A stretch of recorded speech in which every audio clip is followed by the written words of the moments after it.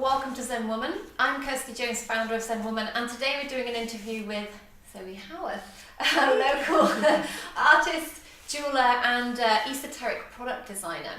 So today's talk is all about those of you who may be stuck in a bit of a rut in your life. So you've given yourself some sort of label. Maybe you think you're, this parent, or you're an admin, someone, or an accountant, or whatever it is, and you feel like you're completely stuck in that role, but it's not your calling, you're not feeling it, and you want to break free. There's a lot of things that can hold you back from that. So we're going to talk a little bit to Zoe today, because she has broken free of her labels that she'd given herself, and she's now got her successful business, which is running nicely. Mm-hmm. We've known each other for a long time, by the way, so she's a good friend as well. So just to get started, a little bit of background on Zoe. You originally started in textiles at university, so tell us a little bit about your journey, the beginning of your journey into textiles. Okay, so I've always been quite creative, and I was never sure if I wanted to do art or textiles, but textiles is something, even as a kid, I always made my own clothes, or was doing sewing, making dolls, things like that. And so I did my textile degree, and I thought that's definitely what I want to do with my life, go into being a textile designer or fashion designer, something like that. I then specialised in weaving as well, so very labour intensive, absolute kind of labour of love. And when I graduated, I suddenly found myself in this massive kind of void in the world. You're kind of left to just go and get on with it, and it was really daunting to start with. I knew I wanted to be a craftsperson or a designer maker, so I just went with it. So I bought myself a loom. I started making things and exhibiting at shows, just trying to get myself out there and get known for what I do. And then, so I was doing that for about 2 years. I also started working for a knitwear designer as well. So it was all within the same realms of textiles. And then I basically had a baby. So that kind of threw a spanner in the works with the weaving thing, which was then so labour intensive. I used to sit at my loom all day, every day. And then I just couldn't do that anymore. I just physically couldn't do it. So I needed to find something that I could do for 10 minutes here and there and put down again. So that's kind of how I then went on this weird creative voyage, really, of discovery, of trying to find something that resonated with me, that I could still use all these skills that I'd learned, so things like texture, pattern, shape, form, and put it into something else. So I started making jewellery just because I could do it for 10 minutes and put it down whilst my baby was sleeping. And then it just kind of rolled from there, really. I just had to follow the creative path and kind of see what came. Yeah. So... Wow, so just having a baby, and she decided to go on a whole new path. So at a very difficult time, it just goes to show you can change your journey. And actually, sometimes motherhood changes what you think or what you want out of life as well. So it's a good time. Yeah. So tell us about the beginnings of that new business, about the struggles, things that you found really difficult, maybe, with the baby and with the new business all at once. Yeah. So trying to have a business and have a baby at the same time, looking back, probably wasn't the best idea, but it just naturally came. So just always been really passionate about creating, and I actually get quite depressed if I'm not making something or even doing art or having some creative expression. So I knew can probably relate to that. Yeah, I knew I couldn't let it go. Yeah. So that was one of the things about failing or that feeling of I had to just be a mum. I knew for my own sanity and to be able to look after this little child properly, I had to keep myself well, and part of that is keeping creative. Initially it was just bits and bobs here and there, and I'd just try and make what I could, and I was trying to find my way. So I did get back into painting as well, which I had done in my degree. That was part of our design process. And it was when he was about 18 months old, I decided it was time to get out there in the world. So I signed up to do the local artisan markets, and it was, looking back, really hard work. But yeah, I used to basically turn up in the morning with my table, my jewellery and my 18-month-old, and we would sit and sell all my things for the day. So yeah, he's kind of grown up around mummy's pretties is what it's called. Yeah, so he's got a bit of a creative spark from all of that, and it's just been quite normal in his life. So yeah, I started there and I've done that for 3 years now. But yeah, I would try and fit it around him, so that was the one kind of job I could actually take my child to work as well, so it worked really well with family life. My other half was always working in the day, so we needed to find a balance that kind of worked for everybody. I did also have little part-time jobs sometimes in the evening to balance it out in the beginning, because financially it was too much pressure as well to put that stress of needing to make money on my a lot of us at the beginning of a business, we're sort of doing it for money, but actually for the first few years you don't really make that much, so it's a difficult thing, the whole making and it can profit. be disheartening that as well. And I learned the hard way, so I started off making things I wanted to make and things that I love doing personally, and then I was steering it or trying to steer the business in a productive way, but that meant also I ended up watering down the things that I love doing because I was trying to make money, which kind of killed what was special about my work, I think. So I did go through pitfalls there of chasing the money, then became something that I felt like I was hitting a brick wall because it was too much pressure, and then it changed the vision that I had for my creativity. So the past year or so has now been a journey back into developing my style and the things that I love to do and the reason that I wanted to create in the first place. So it's kind of going back to that why, like why I started initially and what inspired me, and taking it from that perspective. And I think that's where your magic is doing things your way, because that's why there's nothing in the world like that, because it's your vision, it's come from you.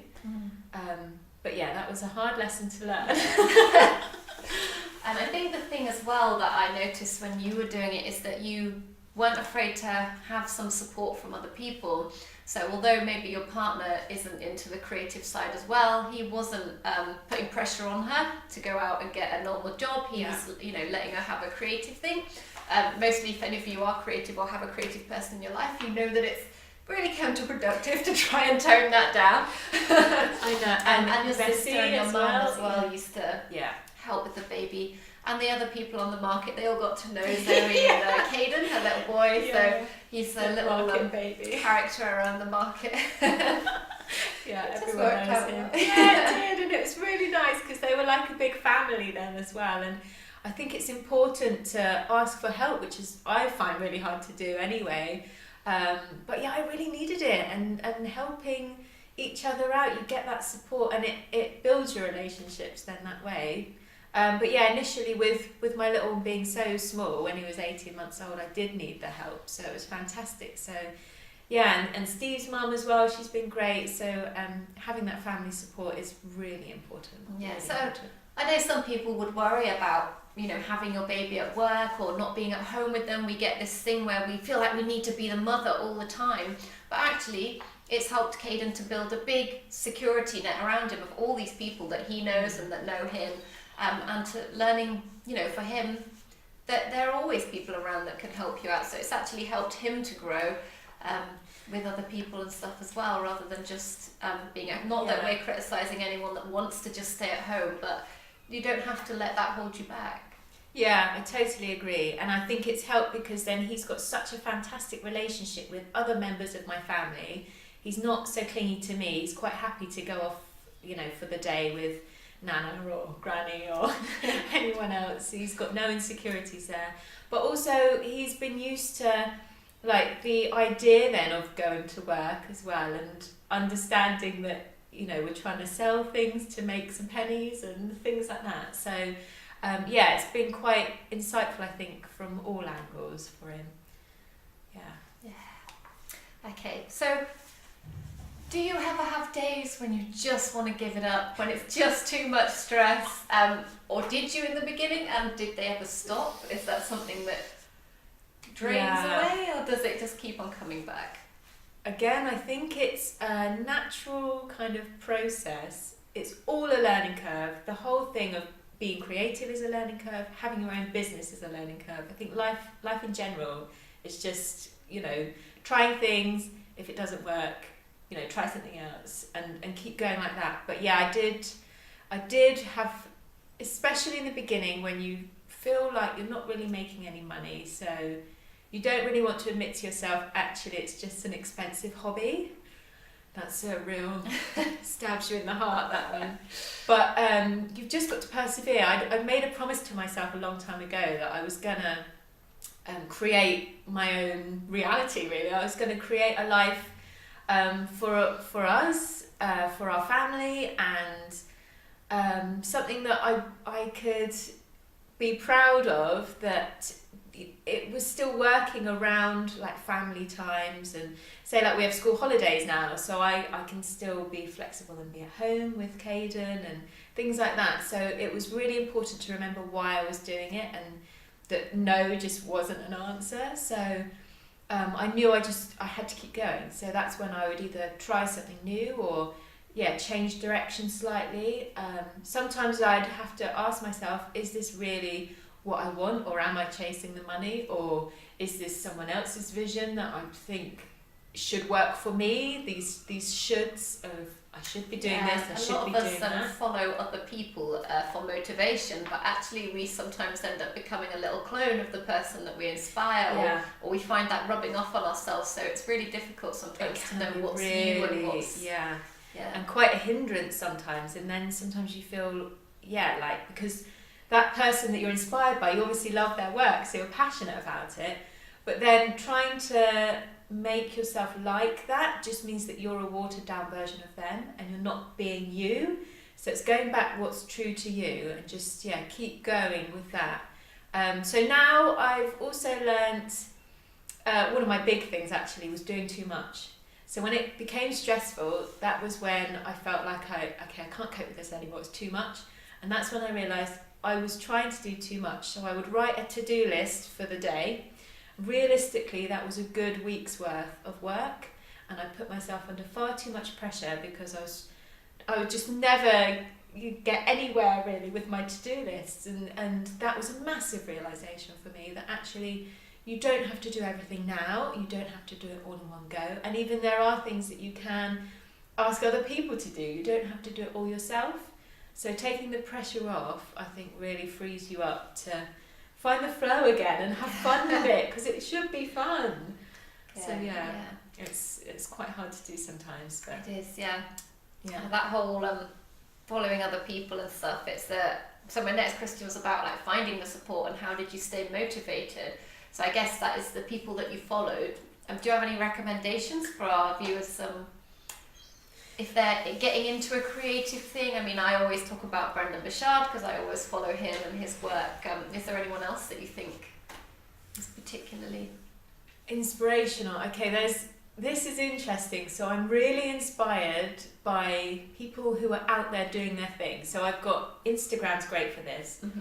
There's a couple of jewelers that I follow, which I absolutely love everything that they do, and just the way that they are, and the same with artists. So you don't have to keep it to one theme. So say you're a jeweler, you don't have to just follow jewelers. It can be across the spectrum. You know, there's some really great ceramicists as well. So just seeing other people kind of following their dream, lighting their path as well, that is an inspiration to me, and that's helped me keep going, because I thought, look, if they can do it with their things, I can do it with mine. So it's just keeping that vision and almost having that spectrum then, because it doesn't give you tunnel vision into, say, the jewellery side of things. it's really helpful, I think. But yeah, just remembering that that's their path, not yours, and yours will look different, and it should look different. So yeah, keeping that in mind as well is really important. Yeah, that's good. So, would you say that you're now a success? Do you feel like a success? Okay, success is a tricky word, because for a long time I used to really equate success with money, which I think is quite natural, especially in this day and age. We're quite driven to earn so and so amount, or you'll see online, the 6-figure sum and things like that. So so it depends as well what your success is. So I literally started my little jewellery business with about 20 quid's worth of beads, literally a handful of beads and a coil of wire and a big dream. And it was just getting out there and doing it one step at a time. And now I have kind of a few facets. I've got the art, the esoteric stuff, and the jewellery. But I have an amazing community, both here physically in Cornwall and online. I sell internationally now. I sell stuff throughout Cornwall. I do lots of shows, and I like to be face to face with people and get real life feedback as well, which is fantastic. And I've also kept true to one of my whys of why I started, which was that freedom and flexibility was massively important to me. I've done the 9-to-5 job before, and I knew that it just doesn't work for me. It makes me really depressed. I just can't cope with it. And so the freedom and flexibility is really important. So that now is ingrained in everything I do. So my day is kind of my own. I set my own agenda, which is fantastic.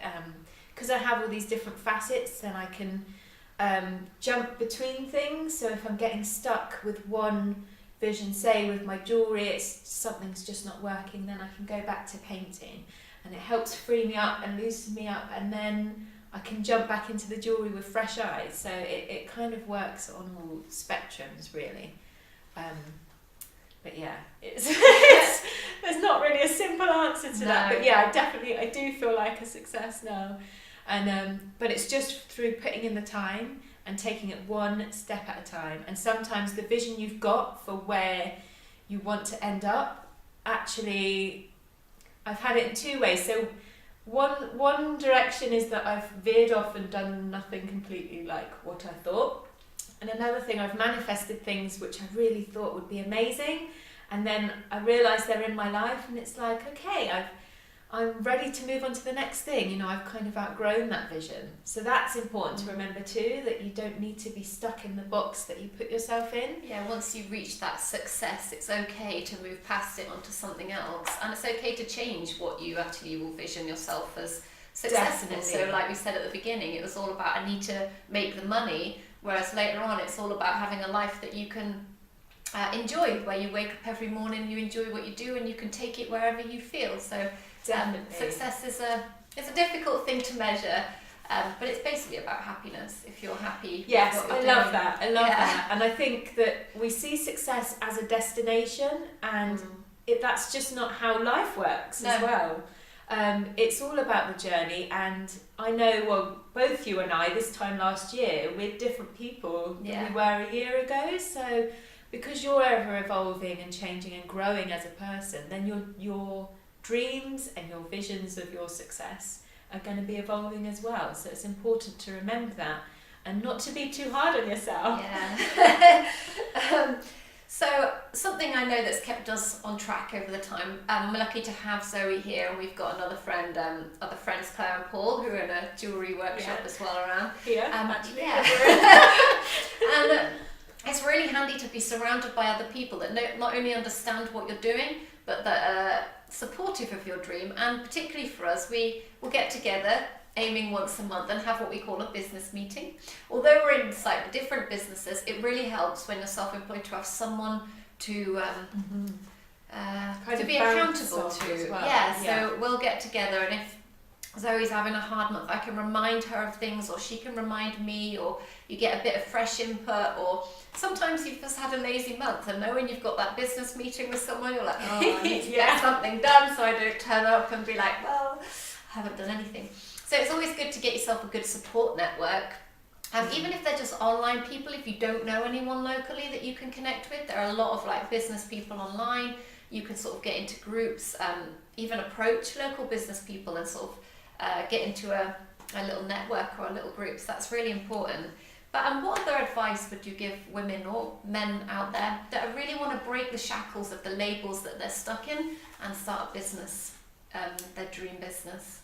I think the most important thing is to start, and it doesn't matter where you start. The fact that you start is a massive hurdle, because I think for a long time you can sit with, I've got this dream and it seems kind of out there or in the distance. Yeah, exactly. Yeah. Just kind of like it's almost, I don't know, like a figment of your imagination that it can't be possible. A dream, isn't it? A dream is essentially that. It's not a goal yet. Yeah, that's very true. Yeah. That's very true. So I think starting is just a massive hurdle, and you've just got to take it one step at a time. And to be what you'd class as successful takes time. So you've got to give yourself that space as well to find what it is that you're doing, find your own unique path within that, and find the direction, and it will take you there. Just keep going one step at a time is just massively important to remember.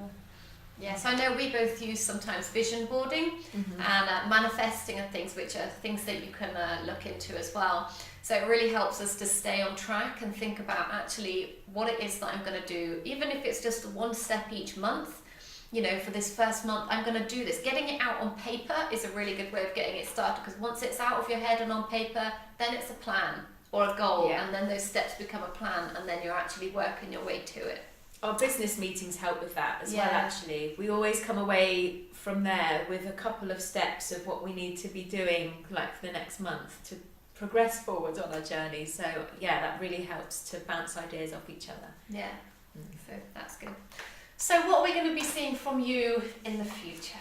Well, where are we heading now? So this is kind of an exciting time. So it's only 2 months ago my little boy started school, which has freed up my days, which has been great because I've actually had time to focus properly on the business, and really surprising as well, because after a couple of weeks I quickly discovered that the direction I thought I was going in isn't the way I want to be going. So that was kind of like hitting a brick wall in a weird way, but yeah, again, it's that ever evolving and moving with what feels right for you. So I've freed up my schedule, so I'm bringing back more space to do artwork. My jewellery, which I really love doing, but I've been finding quite tricky recently, so I've stripped that back and looked at the ways that it works better for me as a person, and not the way I feel like I should be working. So I'm now creating 2 collections a year.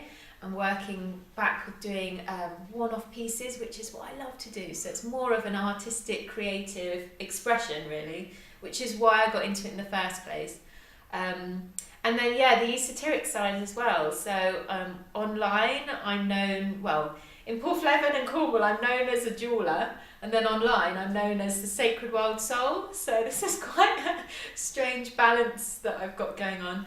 But there's some really exciting things going on with that. I've just launched an Oracle card deck. And so that's just taking off at the moment. That's been fantastic. And I've got lots of ideas with that. I go on my crystal adventures and things like that. So lots of meditating, connecting with nature is a massive thing. And that's what I want to bring back into my creative work as well, so my art and the jewellery. So that connection with our natural world is really important to me. That's one of my passions, and that's one of the things that I want to express. So it's trying to link things together. So it's quite exciting at the moment. I'm at another pivotal point. Yeah. So we will put some links underneath to Zoe's products, particularly the cards that she's just been doing, because they're really good. So you can go on and buy those and have a look at her jewellery again. So she's mostly a silversmith, and she also does her art jewellery. So if you're looking for something sort of quite fun, with nice colours. The art jewellery is great, and the silversmith is often unique pieces that are all handcrafted and hand designed by Zoe in the studio here. Yeah. So you can always have a look and get some really good Christmas gifts and things from there. And watch what she's doing in the future as well, because I promise you there's some really exciting things coming up for Zoe. Particularly, possibly for some planners next year and that sort of thing. So keep an eye out on that. Anything else you want to add before we sign off for the end? Just that I hope you're inspired, and I'd love, even for one person, to go out there and strive towards their dream. Even just start today with one small thing, and you never know where it will take you. So, cool. Yeah. Well, thank you. Yeah, thanks for having me. Thank you for joining us today, and thank you for watching. I hope this has inspired you to take some steps towards making your dream come true. So thank you again. Feel free to contact myself or Zoe. Again, there'll be some links underneath if you have any queries or questions, or just support. And I'll catch you again in the next video.